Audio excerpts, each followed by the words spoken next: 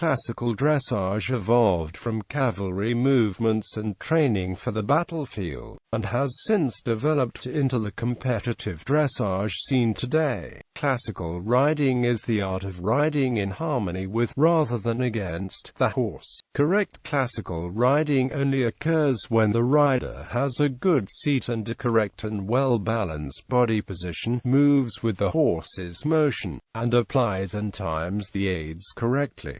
Natural abilities of the horse. The origins of classical dressage and collection lie in the natural ability of the horse and its movements in the wild. In fact, most modern definitions of dressage state that the goal is to have the horse perform under saddle with the degree of athleticism and grace that it naturally shows when free. Horses naturally use collection when playing, fighting, competing and courting with each other. When trying to impress other horses, they make themselves look bigger, just as other animals do. They achieve this by lifting the forehand, raising the neck and making it bigger by flexing the pole, while at the same time transforming the gaits to emphasize more upwards movement. When fighting, the horse will collect because in collection he can produce lightning speed reactions for kicking, rearing, spinning, striking with the front feet, bucking and jumping. This natural ability to collect is visible in every horse of any breed, and probably inspired early trainers to reproduce that kind of behavior in more controlled circumstances. This origin also points out why, according to most classical dressage trainers, every healthy horse, regardless of its breed, can perform classical dressage movements, including the vertical jumps, or airs above the ground, even though it may perform them a little differently from the ideal performance due to the build of its body. The ultimate goal of dressage training is to develop a horse to its ability as an athlete, maximum performance with a minimum of effort. The training scale is to physically develop the horse in a consistent manner with longevity in mind. Dressage is fitness training and needs to be treated as such, with thought, compassion and patience. A history of classical dressage. The Western world's earliest complete surviving work on many of the principles of classical dressage is Xenophon's On Horsemanship. Xenophon emphasized training the horse through kindness and reward. In the 15th century, brute force training fell out of favor, while artistry in riding came to the fore. Along with these developments came an increase in indoor riding. The Renaissance gave rise to a new and more enlightened approach to riding, as a part of the general cultivation of the classical arts. By the Victorian age, indoor riding had become a sophisticated art, with both rider and horse spending many years perfecting the form. Garenia Eisenberg, Ride d'Andrade and Marialva wrote treatises on technique and theory during these periods. The horses were trained to perform a number of airs above the ground movements which could enable the riders to escape if surrounded, or to fight more easily. These included movements such as levade, capriole, courbet, and ballotade. Movements still seen today in competitive dressage include the piaffe, passage, and half-pass. Classical dressage versus competitive dressage. Modern dressage evolved from the classical school, although it now exists in a somewhat different form from its ancestor. Competitive dressage is an international sport ranging from beginner levels to the Olympics. Unlike classical dressage, competitive dressage does not require the airs above ground, which most horses cannot perform well even with correct training, due to physical limitations. Instead, competitive dressage focuses on movements such as the piaffe, passage, half-pass, extended trot, pirouette, and tempo changes. In theory, Competitive dressage should follow the same principles as classical dressage. However, there has been criticism by some riders for the trend at all levels for quick fixes and incorrect training that makes the horse appear correct, but that is in fact neglecting the fundamentals. Classical riders criticize such training methods on the grounds that they are biomechanically incompatible with correct movement, are painful to the horse, and cause long-term physical damage. These shortcuts usually catch up to the rider as they move up the levels and need to be corrected to perform certain movements, while these modern methods, such as the highly controversial roll coup technique, can produce winning animals. Classical dressage riders argue that such training is incorrect and even abusive. It is also believed by some that competitive dressage does not always reward the most correctly trained horse and rider, especially at the lower levels. For example, some riders who consider themselves to be training classically would not ask the horse to hold his head near vertical when he first began training, and this would be penalized at the lower levels of competitive dressage, marked down because the horse is not considered to be correctly on the bit.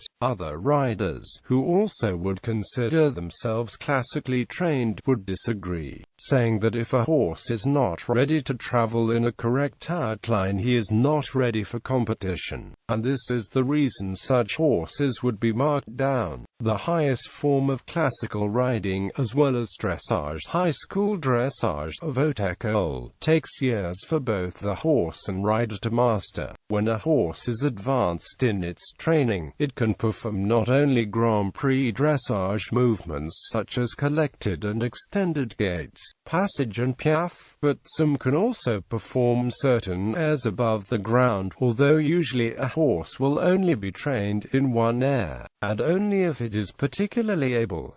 The school jumps. The high school or haute école school jumps, popularly known as the airs above the ground, include the courbette, capriole, levade, and ballotade. Though these movements are said to come from when the horse was used in war in the modern form, it is unlikely the airs were used in actual battle, as all but the capriole expose the horse's sensitive underbelly to the weapons of foot soldiers, and it is more likely that they were training exercises used off the battlefield. A courbette is a movement where the horse balances on its hind legs and jumps, keeping its forelegs off the ground. Thus it hops on its hind legs. The capriole is a movement where the horse leaps into the air and pulls his forelegs in towards his chest at the height of elevation, while kicking out with his hind legs. The levade is a movement where the horse is balanced on its haunches at a 45-degree angle from the ground. It requires great control and balance, and is very strenuous. There are two main breeds that are most well known for their abilities for airs above ground: the Lipizzaner and the Andalusian. Other breeds that are known for their abilities in high school dressage include the Frisian and Lusitano. The Spanish riding school in Vienna, as well as the Cadre Noir in Saumur, still practice and teach the haute école. The Spanish riding school exclusively uses lippers and stallions for the work. Today the only remaining large schools of classical dressage are the Cadre Noir, the Spanish riding school, the Royal Andalusian School of Equestrian Art in Jerez de la Frontera, the Portuguese School of Equestrian Art in Lisbon, the Mexican Haute École of Riders de Mech in Texcoco, and the South African Lippersners in South Africa. There are independent classical dressage trainers who also endeavor to keep this branch of the art alive, including the Portuguese riding master Nuno Oliveira and his students Bernd Branderup, and the American clinician Paul Balasic. Dressage masters and authors. Xenophon, Greek general, the earliest European master with surviving treatises, wrote on horsemanship which advocated the use of sympathetic training of the horse. Despite living over 2,000 years ago, his ideas are still widely praised. Federico Grazzone, one of the few to write on horsemanship to that point since Xenophon, was considered a master of his time. His methods are viewed as harsh and cruel by modern standards. Giovanni Battista Pignatelli, Salomon de la Brue, Antoine de Pluvinel, the first of the French riding masters, author of L'Instruction du Roi en l'exercice de monter à cheval, tutor to King Louis XIII, and is the first notable writer to advocate for gentle training since Xenophon. William Cavendish, 1st Duke of Newcastle, master of horse to Charles II of England. François Roberchon de la Guérinia, taught the classical position still used today, introduced the flying change, and had a great impact on the Spanish riding school. Maximilien Weyrother, director of the Spanish riding school. François Borgia, introduced the one-tempo flying change. His method, which is still hotly contested, was based on the fact that the horse's jaw is the source of all resistance. There are two manners by which Borgia is known. The first, a more dominant form of riding comparable to the modern roll-cour. The second, more associated with lightness and a lessening of the hands and legs as the horse progresses. Count Antoine Cartier d'Or, Gustave Steinbrecht, James Phillis, Alois Podarski, became director of the Spanish Riding School in 1939. His books in English translation formed the basis of classical dressage today. Nuno Oliveira, Egon von Neindorf, author of The Art of Classical Horsemanship,